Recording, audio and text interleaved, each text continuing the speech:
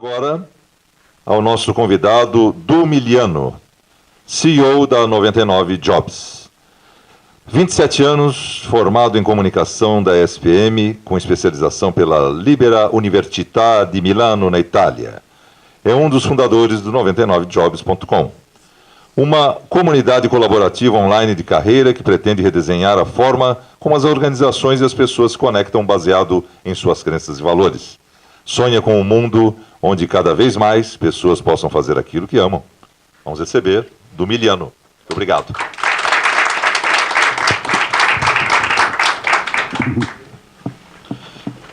Olá, tudo bem? Meu nome é Eduardo, como ele falou. Vou falar aqui rapidinho, tentar inovar no evento e manter o horário. Acho que eu tenho 10 minutos, né? 20. Bom, vou falar em 10, vou um pouco mais rápido. Eu comecei a 99 faz mais ou menos uns 4, 5 anos. Na verdade, já tem 4 anos agora, mas a gente já começou há um bom tempo. Eu não especificamente vou falar inovação, nem trouxe apresentação, vou falar eu mesmo aqui o entendimento do que a gente entende sobre inovação.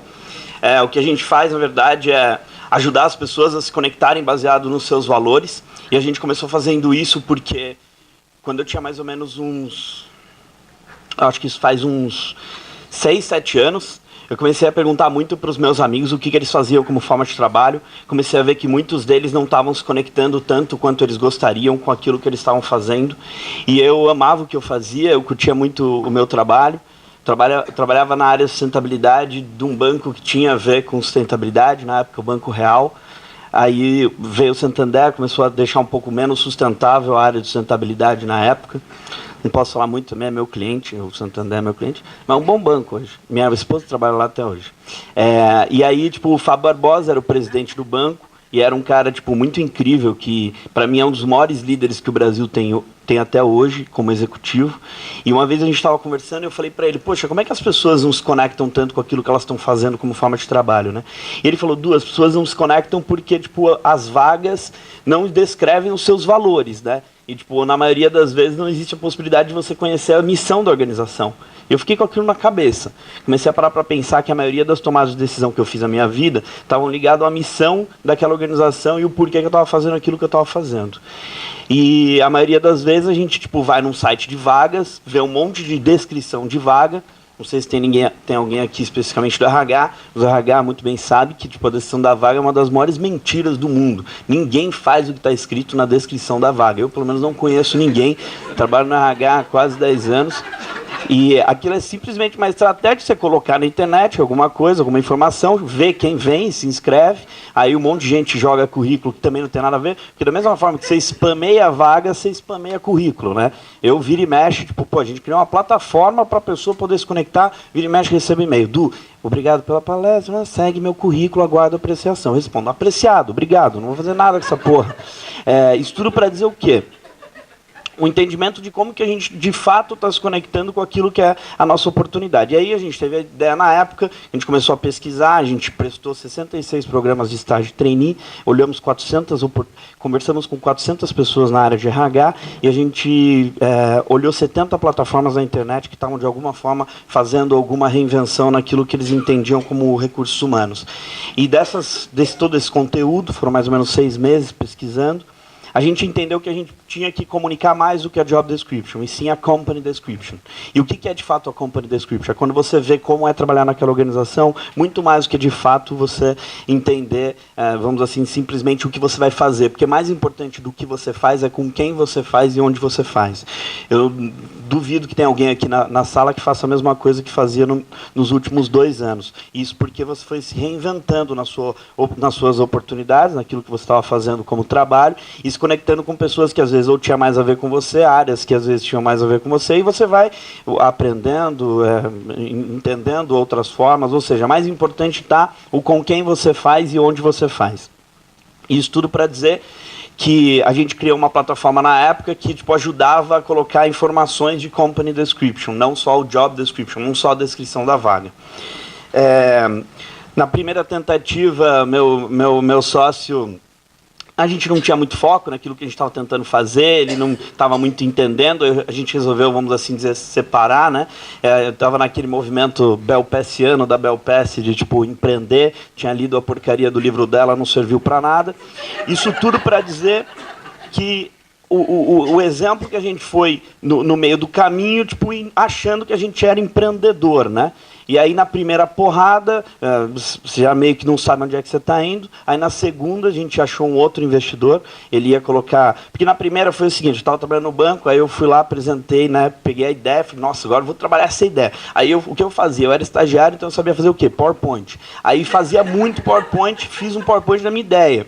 Aí, fui lá, apresentei para um vice-presidente na época, o cara achou a ideia incrível, falou, ó, você sai do banco, você vai tocar esse negócio, vou te dar 50 mil reais. Fui pensando, caraca, né, arrumei um investidor assim, né, quase de primeira. Vou te dar 50 mil reais, vai tocar um negócio, tal, não sei o quê. Resultado, saí do banco, nunca vi o dinheiro. Fiquei 6 meses lá, meio que até endividado, no cartão, aquelas coisas, né. E ainda orgulhoso, não queria pedir dinheiro pro pai nem nada, então fui me endividando mesmo. Aí achei um outro investidor, o cara queria colocar 180 mil reais na época na ideia.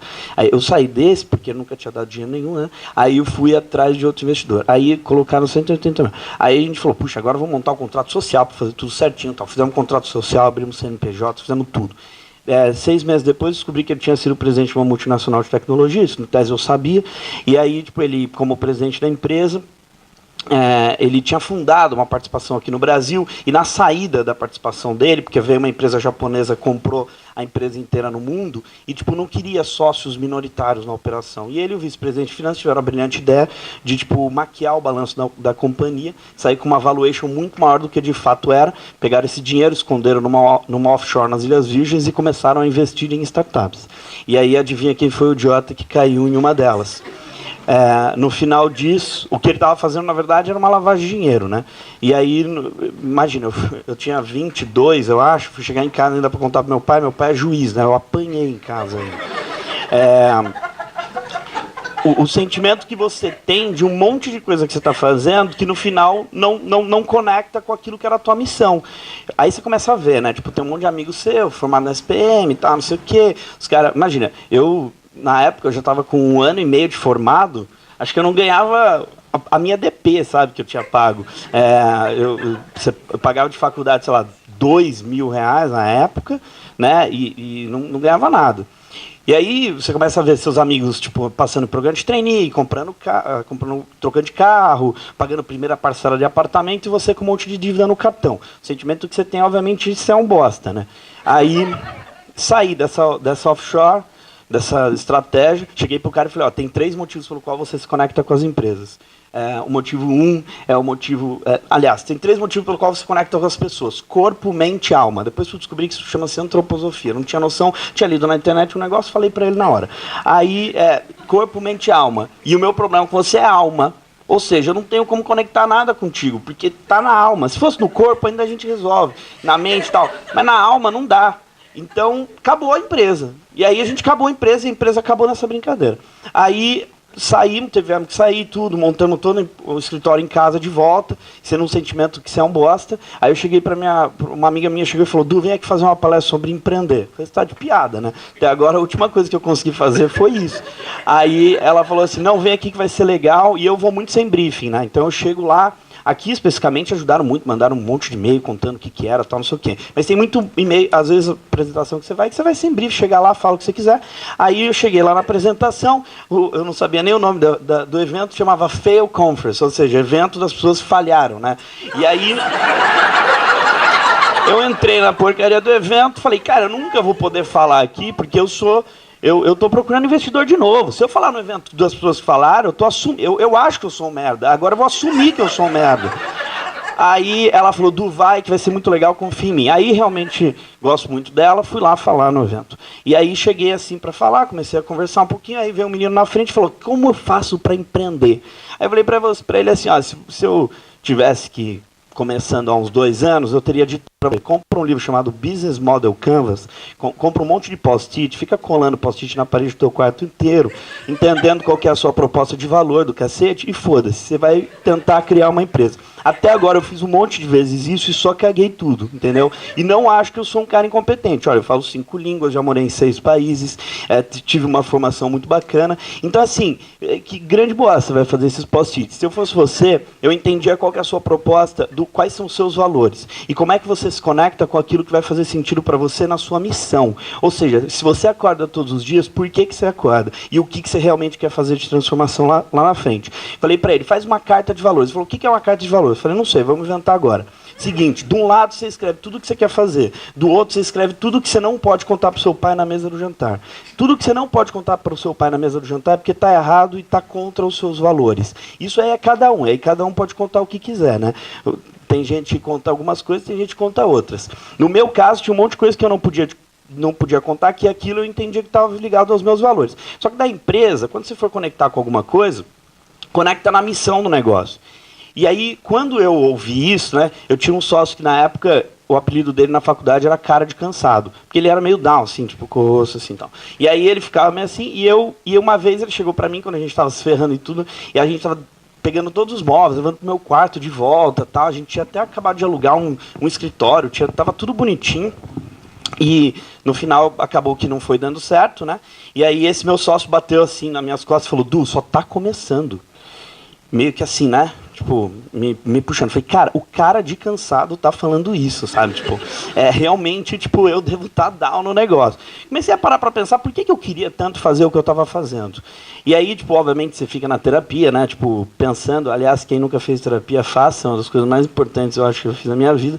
Eu gosto muito de me autoconhecer. E aí, nesse processo da terapia, cheguei lá e falei assim, eu vou tentar entender, porque a culpa da terapia é do pai da sua mãe, do seu pai e da sua mãe, né? Tipo, e aí eu cheguei lá e comecei a tentar entender um pouquinho. Meu pai, quando eu tinha mais ou menos 7 anos, meus avós se separaram. Na separação, meu avô nunca pagou pensão para minha avó. Então, minha avó, semi-analfabeta, empregada doméstica, teve uma série de desafios para, tipo, criar meu pai e meu tio. E, no caso, ficava reclamando que a justiça no Brasil era uma bosta, porque nunca fez nada contra o meu avô. Resultado disso, meu pai, quando teve a oportunidade, foi fazer direito e se tornou advogado. Quando ele virou advogado, a primeira pessoa que ele processou foi meu avô. Meio que assim, tipo, tentando pegar toda a pensão que ele nunca tinha recebido. Aí, no meio do caminho, perdoou meu avô, viu que o problema não era ele, entendeu que, tipo, o problema do mundo estava na justiça, que, tipo, em tese não estava sendo feito da forma correta. E aí se tornou juiz, estudou mais, foi se tornar juiz. Quando ele chegou no juiz, ele viu que o mundo como um todo, vamos assim dizer, ele não foi trabalhar na área de direito da família, ele foi trabalhar num negócio mais tranquilo, né, o narcotráfico, e aí ele ficou mais ou menos uns 20 anos trabalhando contra o narcotráfico no Brasil e na América Latina. Então, assim, tipo, em casa, quem fazia a segurança da minha casa era a Polícia Federal. Um dia chegou o Exército, lembro até hoje, o Exército chegando assim, os caras tudo fardado, tal, não sei o quê. Imaginei que eles iam, tipo, passar por debaixo da grama, assim, né, tipo, andando e tal. Mas não, só chegaram, abriram a porta, meu pai conversou. E aí eu falei, pai, o que aconteceu? Ele falou, e eu super feliz, né, o Exército agora, né, eu era moleque, não tinha muita noção. Ele falou, não, agora eu tô mexendo com droga da Farc, é diferente da droga que eu mexia, que era mais PCC e tal. E droga da Farc, os caras não mandam... Porque a gente tinha ameaça de morte família inteira toda semana, né? No caso da Farc, eles mandam uma bomba e, tipo, mata o quarteirão inteiro e nem fala nada, né? Nem avisa. Simplesmente está atrapalhando meus negócios, vamos assim dizer. E, nesse caso, eu comecei a parar para pensar o porquê que meu pai estava conectado no que ele fazia. Normalmente, tipo, tem uma palavra que a gente fala para os nossos filhos. Eu não tenho filho ainda, quero ter, mas que a gente fala para a criança como um todo é tipo assim, papai agora não pode brincar porque ele precisa trabalhar. Essa palavra, ela desconstrói todo e qualquer processo evolutivo do indivíduo, whatever, lá na frente. Por quê? Porque, tipo, naquela hora a criança pensa, nossa, tomara que eu nunca precise trabalhar. Deve ser uma coisa chata. Imagina não poder brincar versus trabalhar. E meu pai, em tese, não falava isso, mas quando ele saía pela porta, ele voltava e contava todas as histórias. Então, às vezes, tipo, eu me sentia almoçando com os traficantes juntos, sabe? Tipo, jantando com histórias que você ficava, caraca, meu pai é tipo Batman, né? Tipo, ele vai pra fora, arruma um monte de coisa da sociedade e depois volta aqui pra jantar.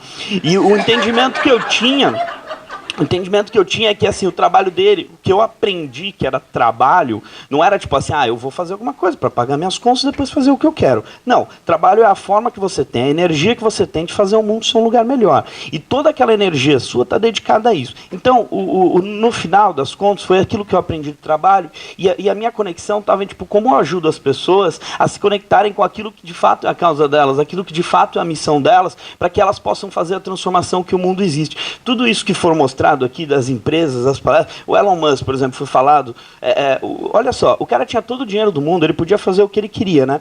E não, ele está querendo retransformar a matriz energética do mundo, transformar a forma como as pessoas se transportam, e ele está lá, tipo, quebrando a cabeça. Esses dias eu assisti um documentário dele, a vida do cara é fudida de tudo, assim, ele pode ter dinheiro pra caramba, mas primeiro que ele tem 6 filhos, né, isso daí já ajuda muito. Além dos 6 filhos, às vezes você tem um, você fica pensando, nossa, eu não consigo fazer tudo.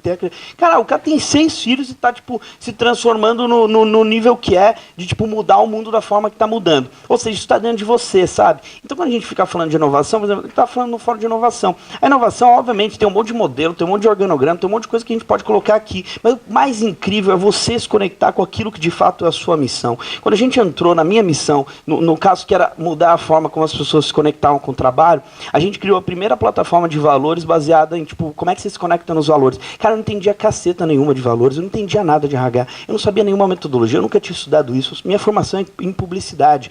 A gente começou a desenhar a estratégia de valores, a gente foi atrás do cara mais incrível do mundo, fizemos uma plataforma, a gente faz mais de 500 mil de matches por ano hoje, eu contrato gente para, tipo, as maiores empresas do Brasil, Unilever, Globo, Porto Seguro, tipo, todas as grandes empresas se utilizam da nossa tecnologia hoje para isso. E, cara, eu não entendia porra nenhuma disso. Eu só queria fazer aquilo. E aquilo estava no meu coração baseado no que era a minha missão.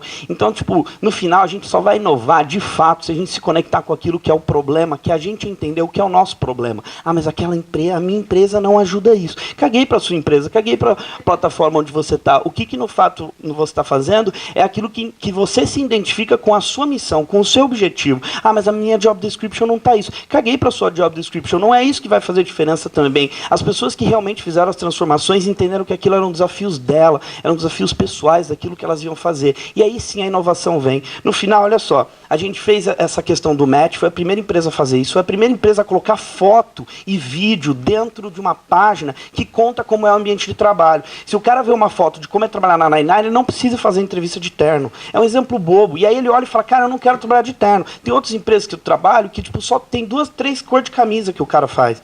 Ele só pode ir com a branca clara e a branca escura. Entendeu?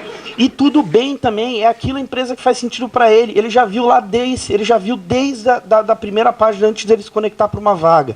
O que eu quero dizer com essas pequenas questões é que a gente foi criando um monte de inovação porque a gente estava conectado com o que a gente ama fazer.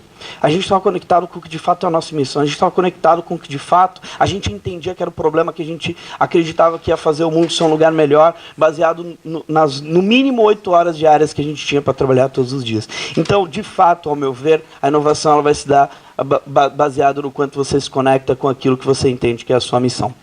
Obrigado.